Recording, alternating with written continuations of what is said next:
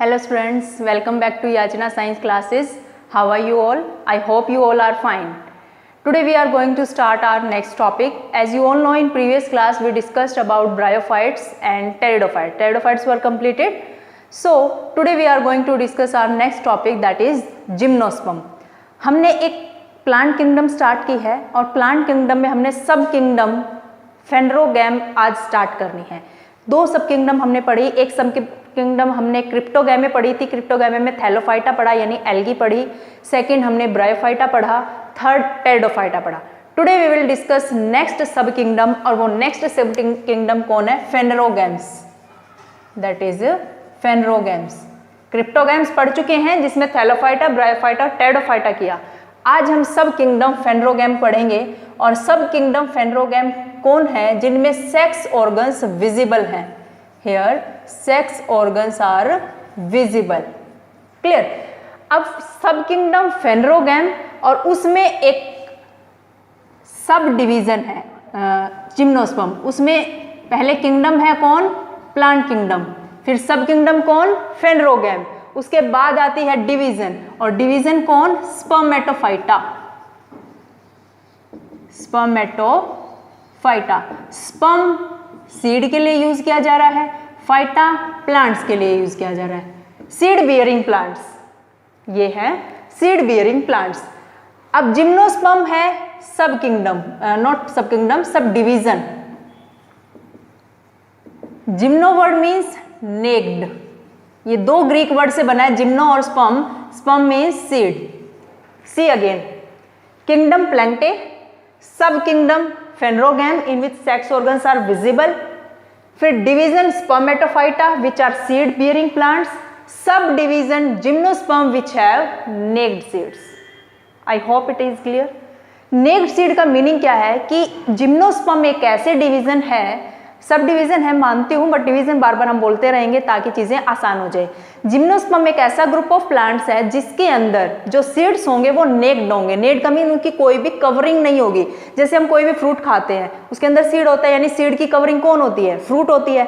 But gymnosperm ऐसे plant है जिनमें सीड तो होगा बट उसकी कोई कवरिंग नहीं होगी. मीन्स ओव्यूल तो होगा, उसकी ओवरी की वॉल नहीं होगी. तो you can write here one thing, that ovule without ovary wall. ovule without ovary wall. इसके पास कोई ओव्यूल नहीं होगा, नेक्ड सीड्स होंगे. If you talk about habit, कि कैसे ये प्लांट दिखते हैं, कहाँ ये प्लांट मिलते हैं. Habit is these are evergreen woody perennial plants. Mostly evergreen, mostly evergreen. Woody होते हैं, पेरेनियल मीन्स लंबे टाइम तक चलने वाले प्लांट्स हैं. इनके अंदर बिग ट्रीज भी आते हैं, टॉल ट्रीज भी आते हैं, श्रब्स भी आते हैं, मीडियम साइज के प्लांट्स भी आते हैं. क्लियर? और इनके अंदर एक ऐसा ट्री आता है which is very famous, sequoia. Sequoia. Why it is famous? It is common name देख लेते हैं पहले इसका. Giant redwood tree. Giant redwood tree. ये बहुत ही लंबा, one of the tallest species, बहुत ही लंबा प्लांट होता है, 100 मीटर तक की हाइट का. Giant redwood tree, सिक्वोया.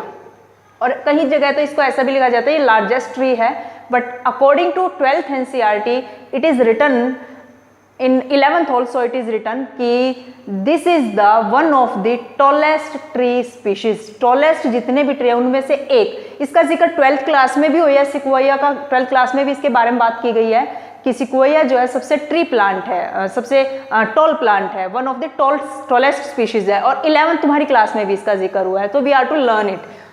Next thing is plant body. Plant body कौन है? Sporophyte. As I told you in previous class कि अब हम गैमेटोफाइट को भूलते जा रहे हैं. भूलते जा रहे का मतलब ये है कि गैमेटोफाइट अब रिड्यूस होती जा रही है, हैप्लॉइड बॉडी रिड्यूस होती जा रही है, और डिप्लॉइड बॉडी जो है इंक्रीज होती जा रही है. डिप्लॉइड बॉडी को ज्यादा जिक्र किया जा रहा है. तो sporophyte is diploid two n condition. It is divided into roots, stems and leaves. Root stem और लीव्स में टेरिडोफाइट की भी बॉडी डिवाइड थी, कल हमने बात की थी, और जिम्नोस्पर्म की तो होनी है, ये और ज़्यादा एडवांस है, ठीक है। If you talk about roots, अब इन तीनों को अलग अलग पढ़ेंगे, कैसी रूट्स हैं, कैसा स्टेम है और कैसी लीव्स है। If you talk about roots are most probably tap roots, ज़्यादातर प्लांट्स के अंदर जिम्नोस्पर्म में टैप रूट्स होती है, but special type of roots भी हैं इनमें, एक है coralloid roots,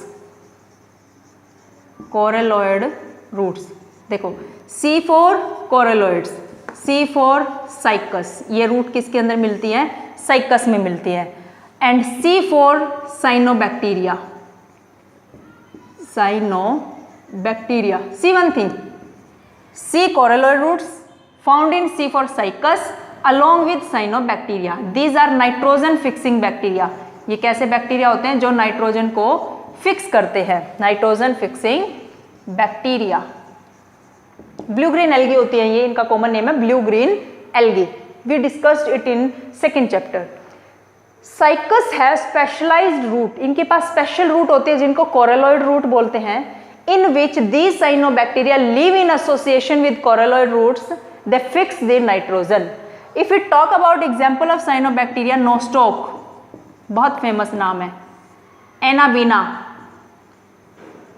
Nostoc and Anabaena are example of cyanobacteria. Now one more thing is there, Pinus, ये एक जिम्नोस्पर्म है, पाइनस कोनिफर्स बोलते हैं इनको, कोनिफर्स वो ट्री होते हैं विच है cone like structure. Hilly area में जब तुम जाओगे तो ज्यादातर प्लांट क्रिसमस ट्री की तरह से कोन लाइक स्ट्रक्चर के होते हैं, ठीक है, तो इसीलिए इनको कोनिफर्स बोलते हैं। तो पाइनस ऐसा प्लांट है which make mycorrhiza, mycorrhiza is the association of roots of higher plants and what, fungi. जो फंजाई होती है वो पाइनस की रूट्स के साथ सिम्बायोटिक एसोसिएशन में रहती हैं। फंजाई उनको क्या प्रोवाइड करती हैं, न्यूट्रिशन एब्जॉर्ब करने में हेल्प करती हैं, और जो रूट्स हैं, प्लांट है, ये इसको फंजाई को न्यूट्रिशन प्रोवाइड करता है। और इसमें एक फंजाई का नाम याद रखना है तुम्हें, glomus fungi, glomus fungus. Clear up to here? तो रूट्स की हमने बात की, एक तो कोरेलॉइड रूट्स को याद रखना है, साइकस में है, और एक पाइनस को याद रखना है कि ये माइकोराइजा बनाता है फंजाई के साथ मिलके। क्लियर?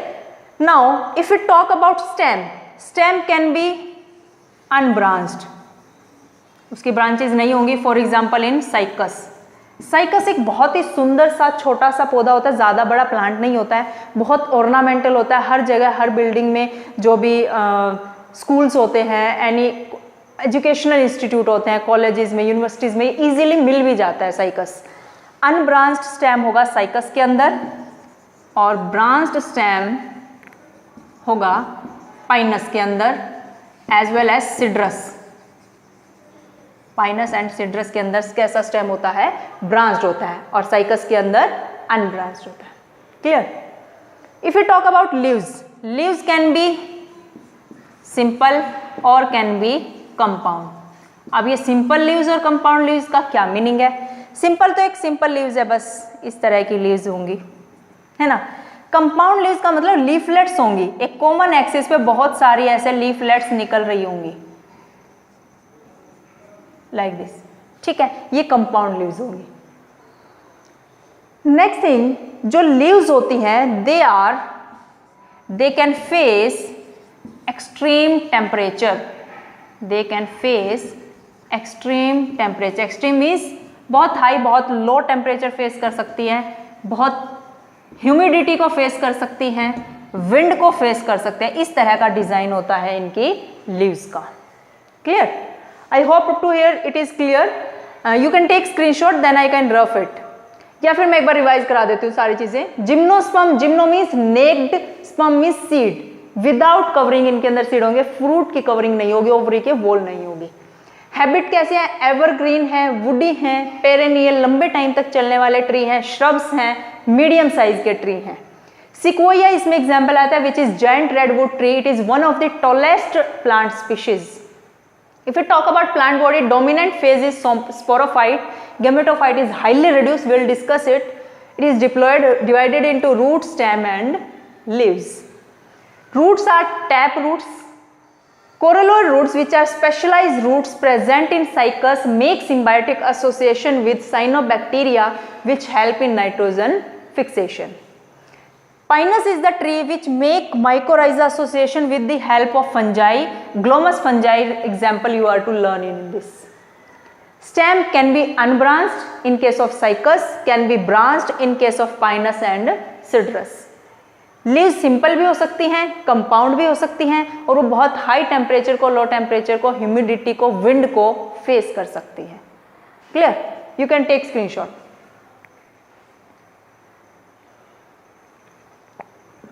डन. अब हम लीव्स के बारे में और थोड़ा सा बात करते हैं. Then will go to reproduction in case of gymnosperm. Reproduction in case of gymnosperm. Clear?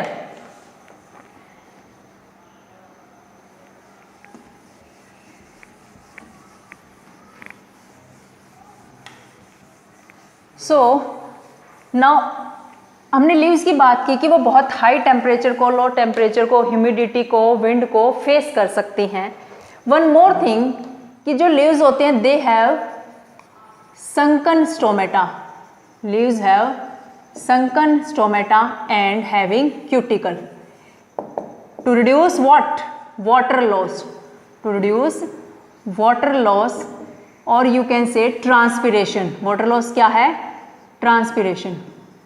कि sunken stomata means बहुत नैरो, लगभग क्लोज से स्टोमेटा होंगे जो वाटर लॉस को, ट्रांसपिरेशन को नहीं होने देंगे, ज़्यादा पानी लॉस का उसका ना हो. ठीक है. If it talk about vascular tissue, vascular tissue important point है ये, स्टार मार्क कर लो. Vascular tissue are present. Present तो हैं बट ये अंडर कंस्ट्रक्शन है, अभी डेवलप नहीं हुए प्रॉपरली. टेरिडोफाइट में भी आ गए थे थोड़े बहुत, बट आ तो यहाँ पर भी गए हैं लेकिन इतने डेवलप नहीं हुए जो कहाँ जाके डेवलप होंगे, एंजियोस्पर्म में. तो vascular tissue are present. Xylem होता है वास्कुलर टिश्यू एंड फ्लोएम होता है. पता है सभी को, xylem water and mineral transport करेगा, फ्लोएम फूड ट्रांसपोर्ट करेगा. बट जाइलम लैक वेसल्स, इसके पास वेसल्स नहीं होंगी. Phloem lack companion cells and sieve tubes. कि बन तो गए हैं लेकिन अभी प्रॉपरली डेवलप नहीं हुए, उनके पास एक एक दो चीजें नहीं होंगी. प्रॉपरली डेवलप ये एंजियोस्पर्म में जाके होंगे. क्लियर? तो ये तो बात हुई इनकी प्लांट बॉडी की, जनरल स्ट्रक्चर की. अब हम बात करते हैं जिम्नोस्पर्म में रिप्रोडक्शन की.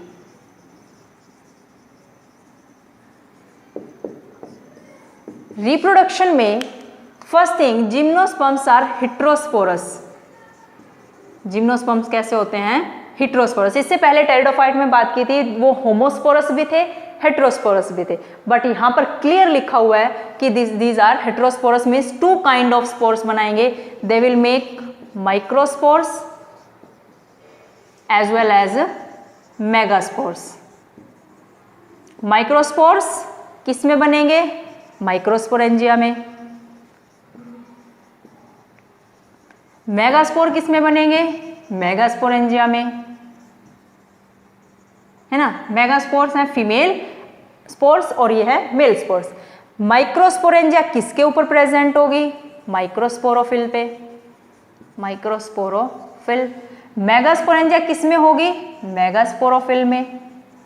अब ये क्या है sporophyll? Yesterday we discuss about this thing. हमने पिछली क्लास में भी बात की थी कि जो स्पोरोफिल क्या होते हैं, जो स्पोरोफाइट है इसकी लीव्स हैं, स्पोरोफाइट की लीव्स है. कुछ लीव्स ऐसी हैं which bear sporangia, some leaves bear sporangia. Those leaves are known as sporophyll. जिन लीव्स के एक्सिल में उनके ऊपर स्पोरेंजिया प्रेजेंट होते हैं उन लीव्स को स्पोरोफिल बोला जाता है. तो जिसके ऊपर माइक्रोस्पोरेंजिया होगी वो माइक्रोस्पोरोफिल होगी, जिसके ऊपर मेगास्पोरेंजिया प्रेजेंट होगी वो मेगास्पोरोफिल होगी. एक चीज और हमने बात की थी कि these sporophyll make distinct structure, compact structure. ये कंबाइन होकर बहुत सारी माइक्रोस्पोरोफिल कंबाइन होंगी और एक कॉम्पैक्ट स्ट्रक्चर बनाएंगी, उसको बोला जाएगा मेल स्ट्रोबिलस और मेल कोन. और इस केस में बोला जाएगा फीमेल स्ट्रोबिलस, स्ट्रोबिलस सिंगुलर है, स्ट्रोबिलाई प्लूरल है, और female cone. Also it is known as staminate कोन,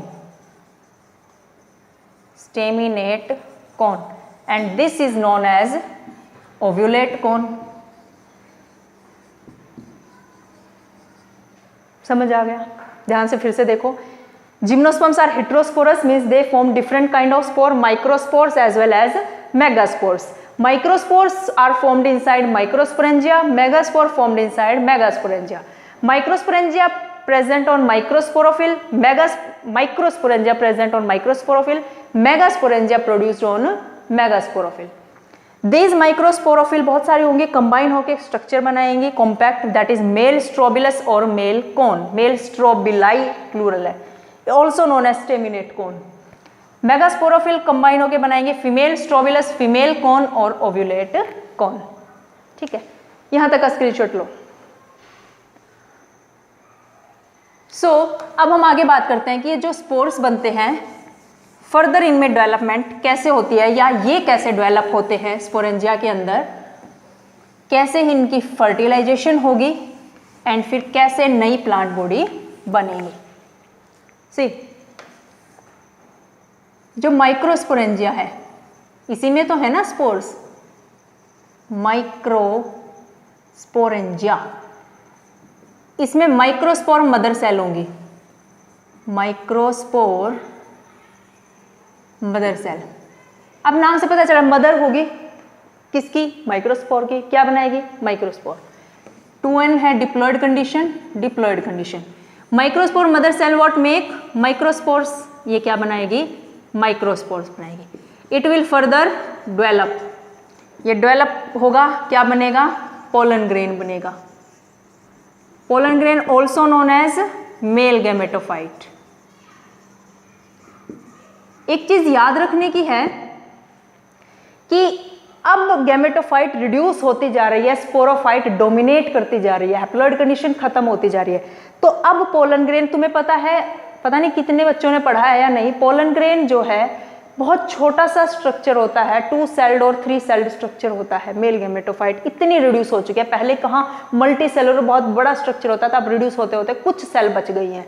तो male gametophyte develop inside microsporangia, वो स्पोरेंजिया के अंदर ही डेवलपमेंट उसकी होती रहती है, उससे वो सेपरेट नहीं होता है. क्लियर? नाउ इस साइड हम बात करते हैं अब मेगास्पोरेंजिया की, फीमेल पार्ट की. मेगास्पोरेंजिया, ठीक है, इसके अंदर क्या बनेंगे, मेगास्पोर्स बनेंगे. किससे बनेंगे, megaspore mother cell. Diploid condition है ये, 2n है, डबल सेट ऑफ क्रोमोसोम्स है. मेगास्पोर मदर सेल के अंदर डिविजन्स होंगी और क्या बनेंगे, मेगास्पोर्स बनेंगे. And do you know megaspore कितने बनते हैं, 4 बनते हैं. आउट ऑफ दीज 4, 3 तो डीजेनरेट हो जाते हैं, कोई यूज नहीं है उनका.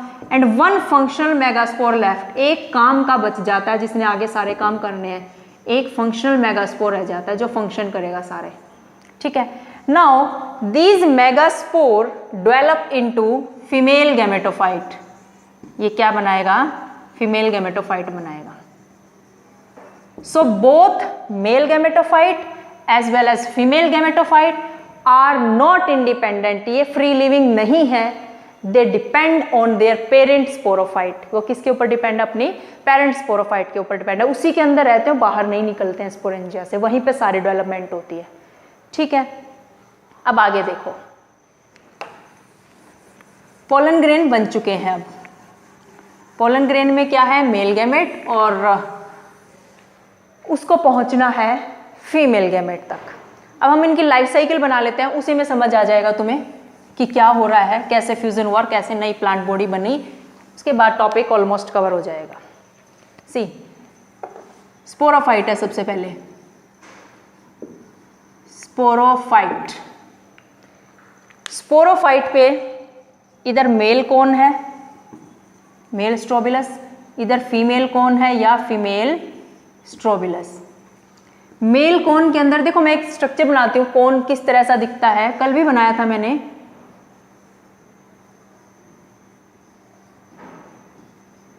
स्ट्रक्चर से वैसे तो तुम्हें इतना समझ नहीं आएगा जब तक तुम रियलिटी में इसको नहीं देख लेते हो, बट रियलिटी में देखने के लिए तुम्हें हिली रीजन्स में जाना पड़ेगा, बहुत ने देखा भी होगा।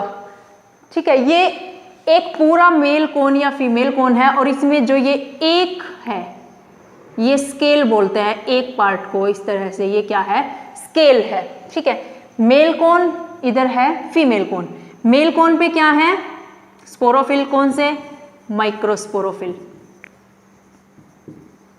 और फीमेल कोन किससे बना है, मेगास्पोरोफिल से। ठीक है, माइक्रोस्पोरोफिल में है माइक्रोस्पोरेंजिया, एंड मेगास्पोरोफिल में है मेगास्पोरेंजिया। ठीक है, माइक्रोस्पोरेंजिया में बनेंगे माइक्रोस्पोर्स,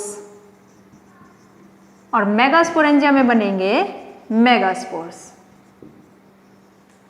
ठीक है, माइक्रोस्पोर डेवलप होके क्या बना रहा है, पोलन ग्रेन, और you can say male gametophyte. And here ये जो मेगास्पोर्स हैं ये डेवलप होके क्या बना रहे हैं, female gametophyte, female gametophyte.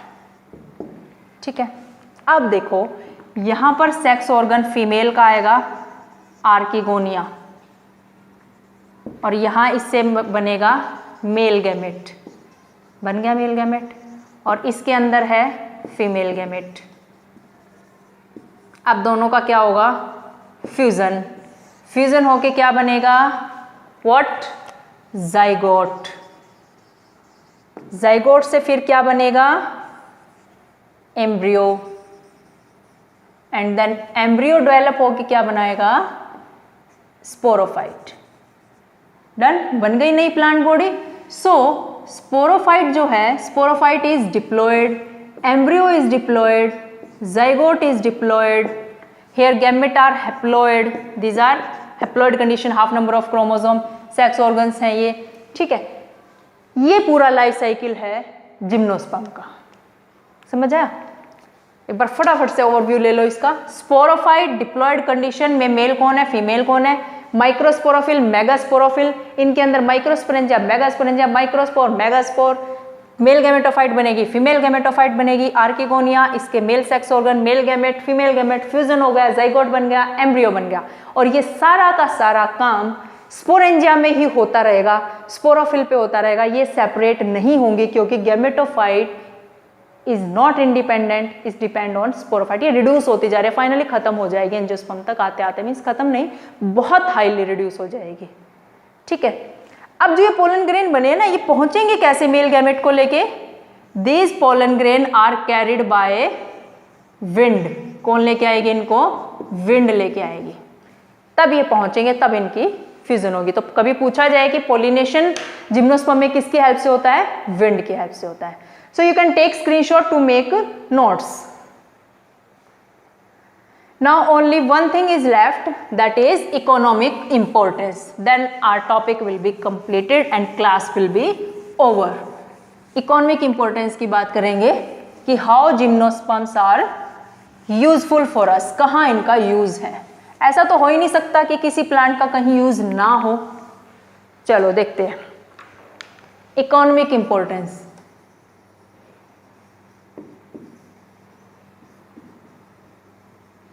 First is, it is used as food. How they are used as food? Sago, sabudana, obtained from cycas। साबूदाना सभी ने सुना है, इसकी खीर बनाई जाती है, नमकीन डिशेस भी बनाई जाती हैं, और भी बहुत सारे आइटम बनाते हैं जिनको अच्छे से बनाना आता है। तो सागो होता है साबूदाना, which is obtained from cycas plant. एक है चिलगोजा, ये सीड होते हैं एक्चुअल में, chilgoza are seed of pinus plant. These are also used as food and they are very expensive, बहुत महंगे आते हैं ये। ठीक है, next is they are used for medicinal purpose. these are used for medicinal purpose. एक gymnosperm है, इसका नाम है टेक्सस. इससे एक ड्रग मिलती है taxol drug, and this drug is anti cancer drug. Anti cancer drug, cancer के ट्रीटमेंट में इसका यूज है. ठीक है. Third thing, they are used as ornamental plant. Decorative purpose के लिए, ऑर्नामेंटल तो है ही, ये इनका यूज होता है. Clear? So this was all about economic importance. So our sub division gymnosperm is completed, and this chapter will be over in our next class. Only one subdivision is left, that is angiosperms. उसके बाद chapter complete हो जाएगा. I hope today's content is clear to you. Try question of NCERT, solve them properly and make notes with the help of my video as well. It will be very helpful to you. So thanks for watching my video.